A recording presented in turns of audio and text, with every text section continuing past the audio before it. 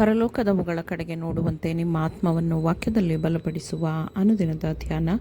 ಇಂದಿನ ಧ್ಯಾನದ ಶೀರ್ಷಿಕೆ, ಸಮಯವಿರುವಾಗಲೇ ದೇವರ ಕಡೆಗೆ ತಿರುಗಿಕೊಳ್ಳಿರಿ.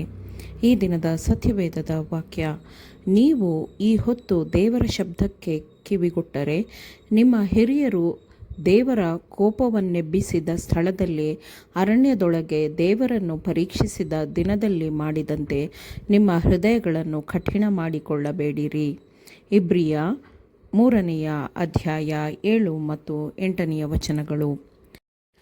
ಕರ್ತನು ಯಾರಿಗಾಗಿ ಎಷ್ಟೊಂದು ಆಶೀರ್ವಾದಗಳನ್ನು ಕೊಟ್ಟಿದ್ದಾನೋ ಆ ಮನುಷ್ಯನು ದೇವರನ್ನು ತನ್ನ ಪ್ರತಿಯೊಂದು ಮಾತಿನ ಮೂಲಕವಾಗಿಯೂ ತನ್ನ ಪ್ರತಿಯೊಂದು ಕ್ರಿಯೆಗಳ ಮೂಲಕವಾಗಿಯೂ ಗೌರವಿಸಬೇಕು, ಮಹಿಮೆಪಡಿಸಬೇಕು.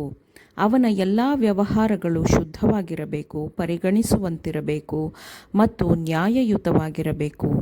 ಸಕಲ ಭೂಮಂಡಲಗಳ ನ್ಯಾಯಾಧಿಪತಿಯ ಮುಂದೆ ಆತನು ನಿಂತಾಗ ದೇವರನ್ನು ಸಂಧಿಸಲು ಹಿಂಜರಿಯುವಂತಹ ಯಾವ ಕೆಲಸವನ್ನು ಅವನು ಮಾಡಿರಬಾರದು, ಮಾತಾಡಿರಬಾರದು. ದೇವರು ತನ್ನ ಎಲ್ಲ ವಿಷಯದ ಕೆಲಸದಲ್ಲೂ ತನ್ನ ಮಹಿಮೆಯನ್ನು, ನೀತಿಯನ್ನು ತೋರ್ಪಡಿಸುತ್ತಾನೆ. ನೀವು ಇರುವ ಸ್ಥಳದಲ್ಲಿಯೇ ನಿಂತು ನಿಮ್ಮ ಮಾರ್ಗಗಳನ್ನು ಶ್ರದ್ಧೆಯಿಂದ ಪರಿಗಣಿಸುವುದಿಲ್ಲವೇ? ದೇವರು ನಿಮ್ಮ ಚೈತನ್ಯ ಅಥವಾ ನಿಮ್ಮ ಕಾರ್ಯವೈಖರಿಯ ವಿಧಾನಗಳನ್ನು ಒಪ್ಪುವುದಿಲ್ಲ. ಆತನ ಕೈಗಳು ಸನ್ನೆಕೋಲಿನ ಮೇಲೆ ಇದೆ. ನಿಮ್ಮ ಯೋಜನೆಗಳು ಆತನ ಯೋಜನೆಗಳಲ್ಲ.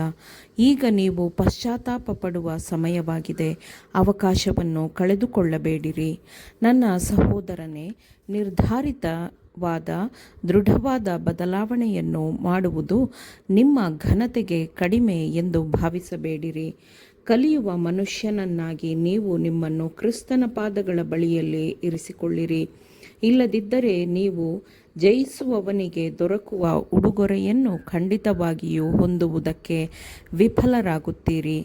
ನಿಮ್ಮ ಆಜ್ಞೆಗಳನ್ನು, ನಿಮ್ಮ ರಾಜತ್ವದ ಬಲಗಳನ್ನು ತ್ಯಜಿಸಿಬಿಟ್ಟು ನೀವು ದೇವರ ಮಕ್ಕಳಲ್ಲಿ ಒಬ್ಬರಾಗಿರಿ.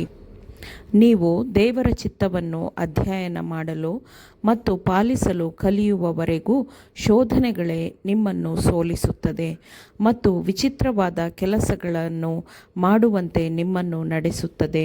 ಅದು ಪ್ರಭಾವದ ಸ್ಥಾನವನ್ನು ನೀವು ತುಂಬದಂತೆ ನಿಮ್ಮನ್ನು ಅನರ್ಹಗೊಳಿಸುತ್ತದೆ. ನೀವು ಪಶ್ಚಾತ್ತಾಪಪಟ್ಟು ಮಾನಸಾಂತರಗೊಳ್ಳುವುದಿಲ್ಲವೇ?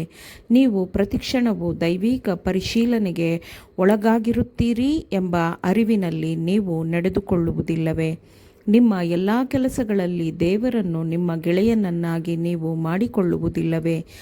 ಆತನ ಪರಿಶುದ್ಧತೆ, ಆತನ ನೀತಿ, ಆತನ ಸತ್ಯತೆ ಇವುಗಳು ನಿಮ್ಮ ಮಾತುಗಳನ್ನು, ನಡತೆಗಳನ್ನು ಶುದ್ಧೀಕರಿಸಬೇಕು.